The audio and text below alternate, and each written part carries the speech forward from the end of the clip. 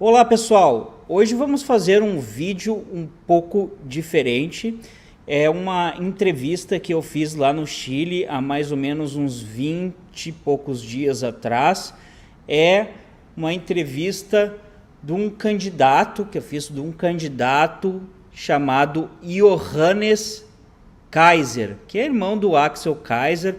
Ele é um candidato libertário que está concorrendo à presidência do Chile para as eleições do ano que vem. O Johannes Kaiser, ele já foi do Partido Republicano, ele saiu do Partido Republicano e fundou o Partido Nacional Libertário, certo? E ele vai se candidatar também para a presidência, certo? Então são três principais assim de direita, que é o José Antônio Kast, o Johannes Kaiser e também a Matei, que também eu vou tentar ainda entrevistar, vou ver se eu consigo. São os três de direita que vão com certeza tirar o Boric do poder, certo? Vamos para a entrevista? Toca a vinheta.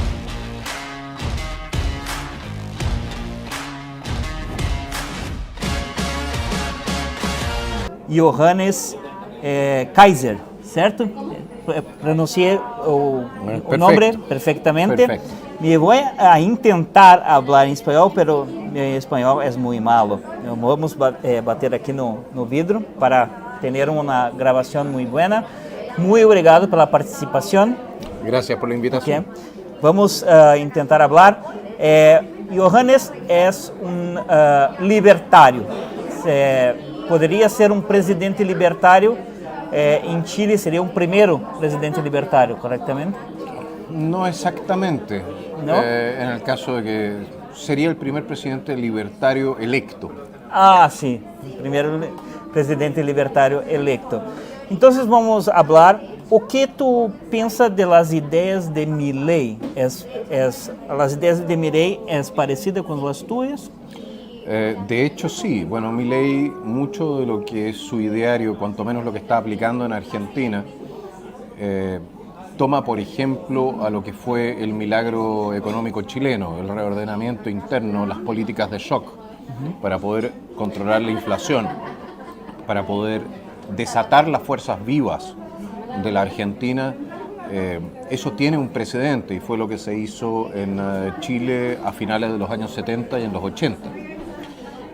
En ese sentido, no está trabajando sin que exista un precedente.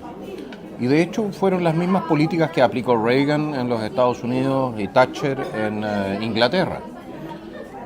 Lo que pasa es que en este momento aparece como absolutamente revolucionario, ¿no?, el contradecir el discurso hegemónico socialdemócrata que ha arruinado a Occidente.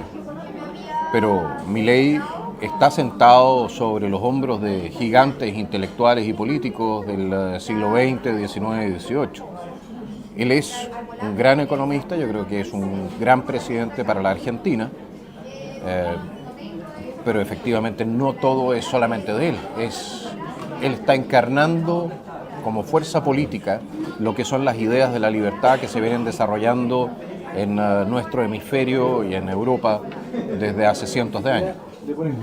¿Y cuál es tu ideas económicas para Chile si queda electo? Bueno, Chile, después de la reforma tributaria de Bachelet hace unos 10, 12 años atrás, dejó de crecer al ritmo en que venía creciendo. El Estado central ha aumentado prácticamente al doble de su tamaño en funcionarios. Es decir, de 500.000 hemos pasado se especula entre 870.000 y 1.000.000. Y eso es simplemente infinanciable. La cantidad de programas sociales que se han creado no compensan la pérdida de dinamismo económico que está afectando a las clases más desposeídas, a los más pobres de nuestro país. Si nosotros queremos efectivamente ofrecerle un futuro a nuestros hijos y a nuestros nietos, tenemos que desarmar lo malo que se hizo en los últimos 15 a 20 años. Tenemos que disminuir la regulación, tenemos que disminuir los impuestos, tenemos que facilitar la inversión y también, ¿cómo se dice esto? No relajar, sino que destrabar el tema laboral. Ahora en Chile algo impensado, tenemos 30% de informalidad laboral. Todo eso tiene que ser corregido para que Chile vuelva a ser un país económicamente viable. En este momento nosotros tenemos un déficit fiscal importante que está aumentando con cada año, con la irresponsabilidad fiscal de los gobernantes. De hecho, ahora, gran escándalo, como se congelaron los precios de la energía eléctrica hace 5 años atrás. Estamos con una deuda de $6.000 millones solamente en materia de pagos atrasados. Y eso va a impactar ahora en las cuentas de la electricidad, probablemente aumentándolas entre el 60 y el 100%. Así que, y eso evidentemente tiene un impacto también en lo que es el sector productivo, que depende de la energía para poder producir de manera competitiva. Entonces hay muchísimas cosas que hay que hacer y bueno, todo ello pasa por disminuir el tamaño del Estado, la injerencia del Estado en los asuntos económicos, porque donde se mete lo que hace es crear pobreza. Sí, yo estoy de acuerdo, porque el Estado tiene que ser mínimo. Absolutamente de acuerdo. Sí. El Estado tiene que garantizar cosas que ahora el Estado tampoco garantiza. ¿Ya? Seguridad, justicia, defensa. Un mínimo para las viudas y huérfanos, para que no caigan en la miseria. Y tiene que garantizar un crecimiento económico que le permita a la gente sana participar activamente de la vida laboral y de la vida económica, hacer un aporte a la sociedad. Si no hace eso, ¿por qué le vamos a dar otras tareas? Todas las tareas que se le han dado al Estado, como la educación, ha sido un desastre. Y no estoy hablando solamente de Chile, estamos hablando de Latinoamérica completa. La educación es un desastre. En Chile tenemos 3 millones de personas en lista de espera en el sistema público de salud. La gente se está muriendo. Están muriendo en Chile 50.000, se estima más o menos 50.000 personas al año sin atención de salud, esperando una atención. 50.000. A eso nos han conducido los populistas, los ladrones y los corruptos en este país. Sí, yo pienso que tiene que bajar impuestos y las personas tienen que tener más plata para pagar la salud, por ejemplo. Evidentemente, una persona, a ver, si nosotros le entregásemos a cada persona un sistema privado de salud, nos saldría igual de caro que mantener el sistema público, con la diferencia que en el sistema privado te atienden.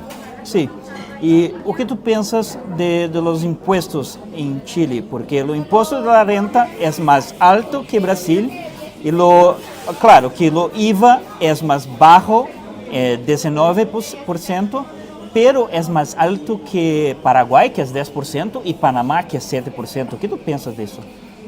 Bueno, el IVA es el impuesto más regresivo que existe, porque impacta lo más duro a la gente que tiene menos ingresos. Aquel que tiene que consumir todo su ingreso paga una tasa de prácticamente 20%, un quinto de todo lo que gana al año se lo tiene que entregar al Estado. Eso es un abuso de la peor especie, especialmente con los más pobres. Ahora, los más pobres pagan también el impuesto específico a los cigarrillos, a las bebidas, a la benzina, a los combustibles en general. Si tú vas sumando la cantidad de tributos que terminan pagando la gente con menores ingresos en Chile, tú llegas relajadamente al 30 o 40%. Y 30% es el máximo que pagan en Suiza los más ricos. Sí. En Suiza los más ricos pagan más o menos el 30%, en Chile los más pobres pagan el 30%. Y de ahí para arriba. Ahora, hay otro punto, porque tú lo planteas. ¿Cómo vamos a ser competitivos nosotros para atraer la inversión? Si tenemos un impuesto a las empresas del 26%, comparado con el 16% creo que es de Suecia. Sí. O sea, los servicios que ofrece Suecia, la seguridad ya no, porque Suecia ya no es lo que era, pero los servicios que ofrece Suecia están a mundos de lo que ofrecemos en Chile. Y sin embargo les estamos cobrando a los empresarios 10% más que lo que estamos cobrando en Suecia. ¿Para qué hablar del resto de los países de la OECD? Nosotros estamos en el tope de arriba de los impuestos de la OECD a las empresas. ¿Cómo se supone que aquí va a llegar algún tipo de empresario a querer invertir efectivamente, que no sea en la minería o en el sector extractivo, si en cualquier otro país puede hacer más utilidades. Sí, sí, estoy de acuerdo. Y vamos a hablar de seguridad entonces, porque yo me gusta mucho Chile, ¿ok? Me gusta más Chile do que Brasil. Me gustan dos países, Estados Unidos y Chile, los dos países que más me gustan. Y me gustaría vivir aquí, tal vez un día, pero yo estoy mirando que la seguridad no es la misma do que 2006, 2010, está piorando la seguridad. ¿Qué tú piensas de eso? Mira, ahí tú tienes lo que ha sido la locura del progresismo internacional, de esto de las, discúlpame, porque más allá de las fronteras abiertas han sido un desastre para Chile. La llegada a Chile de casi 2 millones de venezolanos. A ver, es el equivalente, si Brasil tiene ¿cuánto? ¿280 millones de habitantes ahora? 200 millones, 200 y poco. Ok, 200 millones. Sería el equivalente a que a Brasil hubiesen llegado 20 millones de personas 10%. en 7 años. Es increíble. En 7 años. Y que de esos 20 millones, usted, porque salieron de Venezuela, Maduro soltó a todas las bandas de criminales que tenían en sus cárceles con la condición de que salieran del país. Bueno, y que de esos 20 millones usted tuviese 1 millón de delincuentes. Bueno, es más o menos lo que hemos vivido en Chile. A Chile llegaron decenas de miles de los criminales, la peor criminalidad del... Ojo, no de Latinoamérica, del mundo. Venezuela el año 2008 tenía tasas de homicidio que eran superiores, o sea, tenían más muertos por homicidio que la gente que moría en la guerra de Irak y Afganistán juntos. Y nosotros permitimos que esa gente entrara sin ningún control al país. Entonces, este país que no estaba acostumbrado al tipo de delitos, estamos hablando de secuestros extorsivos, descuartizamiento, asesinatos por encargo, sicariato, etc. Este país se vio inundado por lo peor de Latinoamérica. Y aquí estamos hablando de los distintos carteles, el Tren de Aragua, el cartel de Sinaloa, todos se vinieron a instalar acá. Todos. Y el gobierno de Chile mantiene la frontera abierta con Bolivia, que es por donde entra la droga, que sale entonces por nuestros puertos, con lo cual ha mantenido el incentivo para esta actividad económica criminal, que es la única no regulada, por lo demás, la única que crece en Chile como la espuma. Bueno, y el resultado es lo que estamos viendo. Estamos perdiendo pedazos completos de control territorial en nuestro país. Es lo que pasó en Río en algún momento. Sí. Cuando se perdieron favelas completas y estaban controladas por el narco. Sí, el Estado no controla. Exactamente. Eso es lo que nos está sucediendo en este momento gracias a entre otras cosas, a la persecución política contra las policías, la persecución judicial contra las policías. Sí, es absurdo. ¿Ya? Las leyes cada vez más restrictivas de control de armas contra los ciudadanos y una política de no encarcelar. Nosotros desde hace 20 años que en Chile no se construyen nuevas cárceles. Entonces tenemos decenas de miles de personas que deberían estar presas y que están circulando por las calles. Personas que han sido detenidas 100 veces. 100 veces. Y no los estamos metiendo presos. Y eso es, me lo van a disculpar, pero es locura. Sí, ¿y por qué esa migración descontrolada se quedó en los gobiernos de Bachelet y Piñera? ¿Por qué? Ahí tienes el tema del globalismo, la Agenda 2030, la idea de ir destruyendo los estados-nación como contrapesos a las grandes corporaciones internacionales. Yo no creo que esto haya sido casualidad, yo creo que esto es parte de una agenda política. Y es una agenda política que está impactando muy duramente en Europa, está impactando a Estados Unidos y a Chile lo ha impactado también con mucha potencia. Porque evidentemente si tú tienes un sistema de vasos comunicantes, ¿ok? Si tú tienes una manguera entre dos vasos y tú tienes un nivel de vida un nivel de agua muy distinto entre los dos, si tú tienes una manguera comunicante, se van a equilibrar. Bueno, lo que se ha hecho con Europa, con Estados Unidos, con Chile, es crear ese vaso comunicante.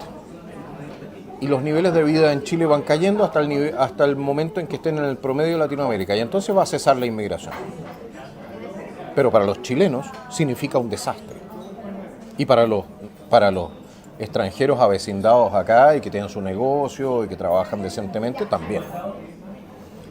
E o que tu vai fazer se tu te quedará eleito para a presidência em Chile? O que se hace para a imigração e para a segurança aqui? Hay distintas medidas porque esto es un paquete, aquí no hay una bala de plata. ¿Ya? En primer lugar, tú tienes que cerrar el grifo, Claro. es decir, cerrar la frontera con Bolivia, no puede entrar más gente ilegalmente a este país. Si es necesario minar la frontera, se mina la frontera. Si es necesario cerrar las carreteras y los ferrocarriles hacia Bolivia, los cerramos.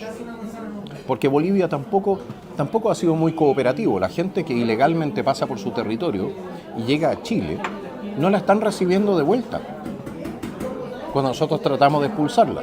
Y eso es un acto hostil. Sí. ¿Ya? Entonces, ese es un punto. El segundo punto es que junto con el cierre de frontera se detiene el tráfico de armas y el tráfico de drogas. Cuanto menos se hace mucho menor y menos atractivo pasar por los puertos chilenos. Tercer punto, tú tienes que crear facilidades para mantener presos cuanto menos entre 50.000 y 80.000 personas, que es para sacar a los criminales de las calles, lo que hizo Bukele al final, ¿no? Porque el delito se produce porque los criminales están libres, hay que sacarlos de las calles. Hasta el delito más pequeño tiene que ser pagado, aunque sea parcialmente, con pena efectiva de cárcel. Te robaste un carnet y eso tiene una pena de un mes, que pagues por lo menos una semana para empezar a controlar desde los delitos pequeños, porque con eso terminas controlando los delitos grandes. Tenemos que aumentar la dotación de carabineros, que es nuestra policía uniformada, en por lo menos 50% para recuperar los niveles mínimos necesarios. Tenemos que aumentar las capacidades de investigaciones, mayor cantidad de laboratorios clínicos, aumentar la cantidad de fiscales. Bueno, el tema del espacio carcelario ya lo comenté. Tenemos esencialmente que empezar a meterle el ojo también al lavado de dinero, que en Chile es un tema. Se piensa que más o menos entre el 2 y el 3% del PIB podría ser lavado de dinero en este momento en este país. Entonces, como verán, sí, la situación es compleja, no es menor. Tenemos que hacer una reforma penal para eliminar todo el tema garantista y pro-delincuente que estableció la izquierda en los últimos 20 años. La izquierda con la derecha, porque andaban... Claro. Saben que la derecha chilena es como la del resto de la derecha latinoamericana. Derecha, pero no mucho. Es una cosa como ahí nomás. Sí. Y con eso recuperar la libertad de las personas. Yo no creo en la técnica como forma de control poblacional. Yo no creo que la solución al problema de la criminalidad sea el sistema de control social chino, que es lo que está empezando a instalarse en todos lados, las cámaras de reconocimiento facial biométrico, y el control de las cuentas sin secreto bancario, que el Estado lo sepa todo de ti. Yo no creo en eso. ¿Qué control del Estado? Yo creo que los que tienen que ser transparentes, el que tiene que ser transparente es el Estado. Los políticos tenemos que ser transparentes. El ciudadano es el patrón, el ciudadano es el señor. El ciudadano no tiene por qué ser transparente para el Estado. Y nosotros no podemos utilizar la misma criminalidad que creó la clase política, que permitió la clase política, para generar los instrumentos para oprimir a los ciudadanos honestos. Entonces, como verás, es mucho el trabajo que hay que hacer. No sé si en 4 años estaríamos listos con ese trabajo, pero por lo menos en una primera instancia podríamos reducir con mucho el tema de criminalidad. Un elemento esencial también. Campamentos de refugiados. Todo ciudadano extranjero que no esté regularmente en este país va a terminar en ese campamento de refugiados hasta el momento que abandone voluntariamente el país o pueda ser expulsado. No puede haber un incentivo económico para venir ilegalmente a Chile. Acerca de las fronteras. Eso tiene ahí en Panamá. Correcto. Ellos hacen eso. Si no quiere, se pone en un bus y se envía para Costa Rica. Correcto. Sí. Pero no es nuestro problema. Chile, con toda la buena voluntad que uno puede tener, pero Chile no es el sistema de seguridad social de Latinoamérica, ni puede serlo. Sí. No tenemos las espaldas, no tenemos el espacio, no tenemos la vivienda, nos están faltando ahora 700.000 unidades habitacionales. No lo tenemos. No tenemos el empleo, no tenemos el crecimiento económico para absorber a esa gente. Entonces, la misión del político chileno que está siendo electo por los chilenos, que es pagado por los impuestos de los chilenos, es velar por los intereses de los chilenos, en primer lugar. Y la gente de otros países tendrá que ver cómo ordena sus propios países, si esa no es responsabilidad nuestra. Sí. E o que tu pensa da migração legal para brasileiros, por exemplo, que estão mirando nosso canal e gostariam de viver aqui? Perfectamente de acuerdo, siempre y cuando se cumpla con una condición esencial. Usted tiene que poder venir a Chile, trabajar legalmente y sostenerse por sus propios medios. Sí, y traer inversiones. Si usted trae capital, bienvenido, por el amor de Dios. Yo mismo voy a ir al aeropuerto y le voy a extender una alfombra roja. Y le vamos a poner con banda y Sí. Ni un problema, ni un problema.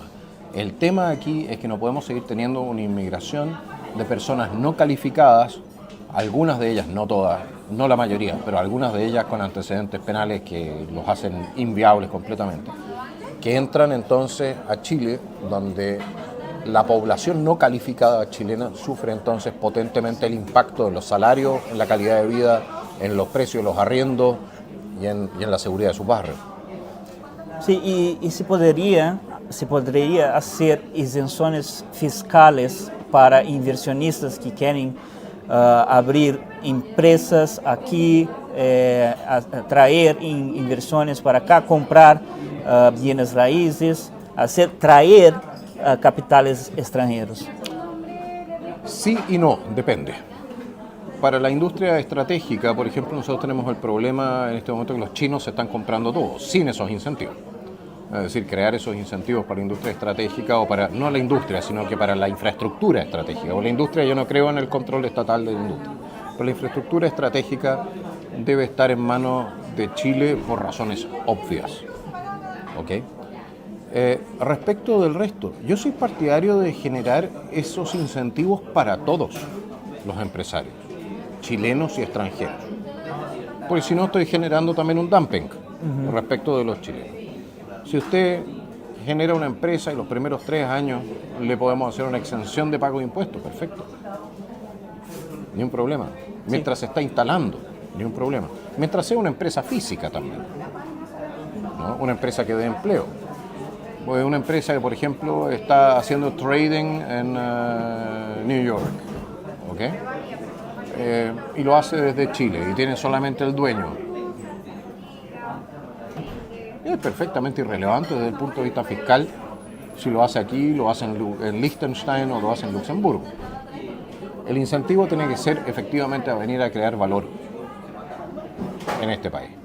Y ahí todas las puertas abiertas, tratar de facilitar la entrega de permisos, tratar de acelerar el proceso administrativo lo más posible y por supuesto entregar entonces las facilidades tributarias, que van a ser las mismas facilidades tributarias que le queremos entregar también a los empresarios chilenos, porque hay mucha plata que ha salido de Chile, de empresarios chilenos, y queremos que esa plata vuelva a Chile, a invertirse en Chile para beneficio de los chilenos.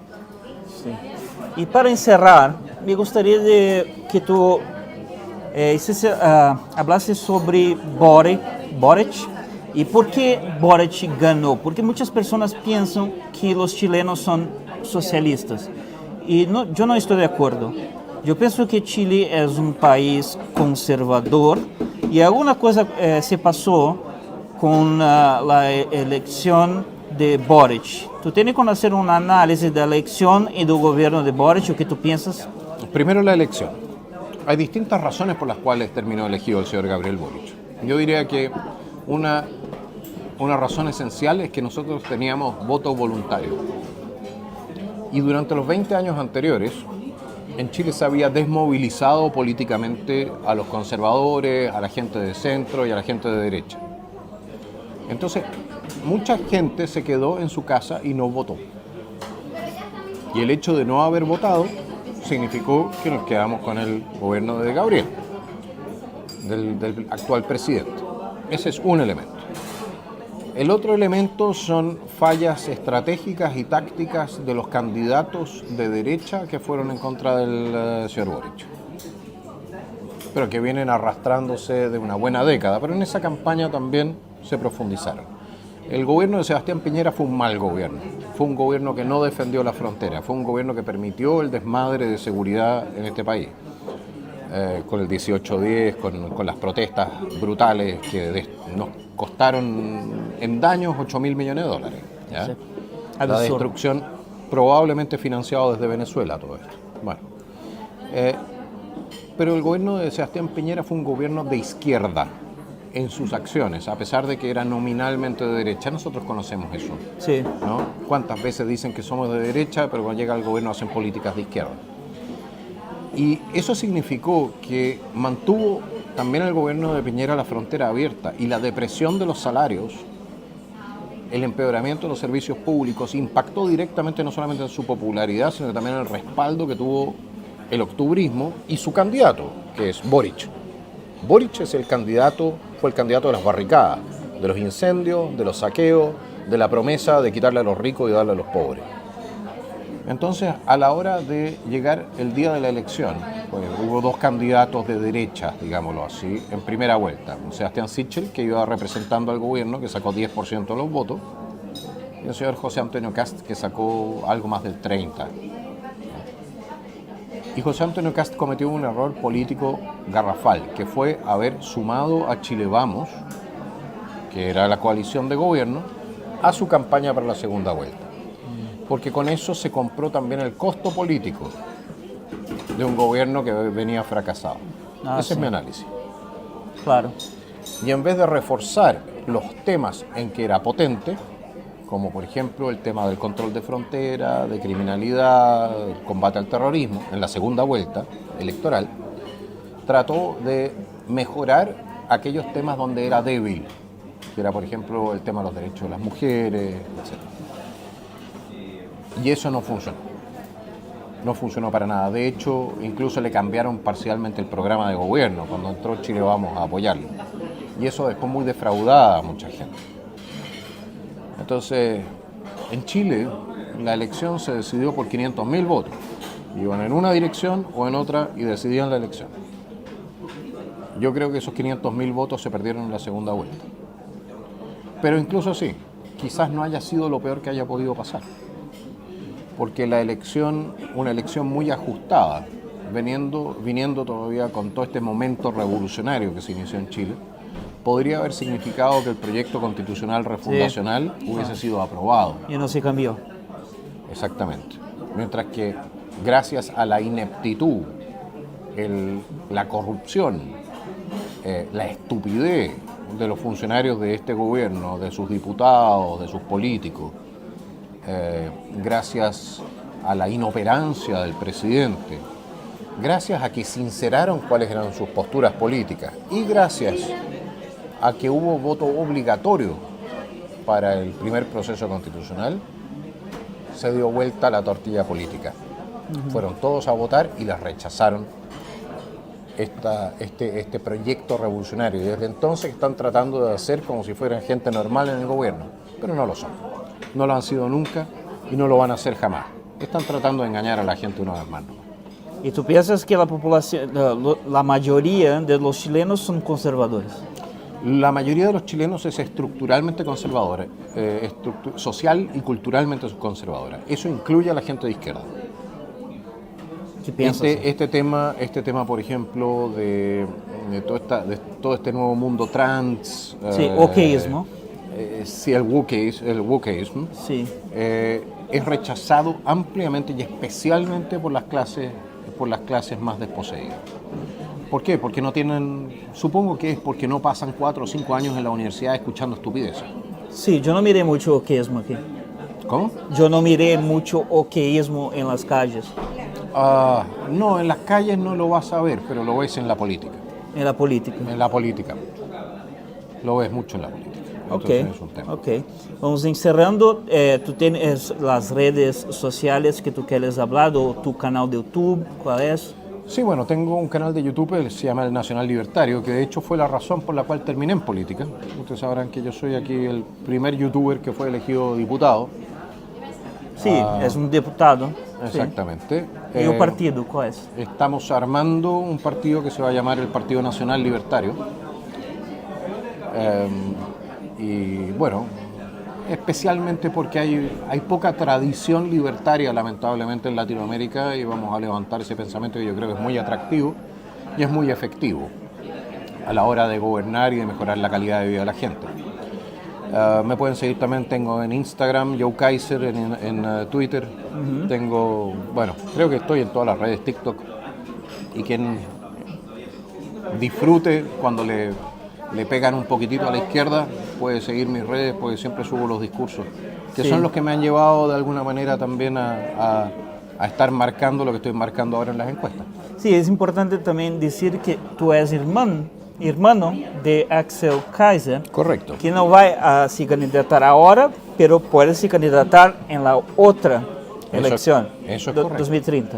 Esto sería el 2026, el 2030, correcto. 2030, porque tú puedes ser presidente ahora, pero no puedes... No podría ir a la reelección. La elección de 2030, el plan es que tu hermano va a ser candidato. No sé si es un plan, es una posibilidad, porque en primer lugar yo tendría que ganar ahora la elección para que haya una reelección, o haya entonces la necesidad de un proyecto de continuidad. Sí, perfectamente. Pero evidentemente que necesitamos una continuidad para recuperar Chile, porque el trabajo que hay que hacer es gigantesco. Sí. Los plazos de la presidencia en Chile son muy cortos, son solamente 4 años. Sí. Entonces, y en 4 años... Es muy poco. Es muy poco, 8 años a veces es mucho. Sí. ¿Ya? Pero 4 años para hacer todo lo que hay que hacer y que se vean los frutos, porque eso es lo importante. La gente tiene que entender que efectivamente estos cambios están generando mejora. ¿Ya? Para que se vean los frutos en cierta materia a veces demora más. Una cosa que es muy compleja es recuperar la confianza.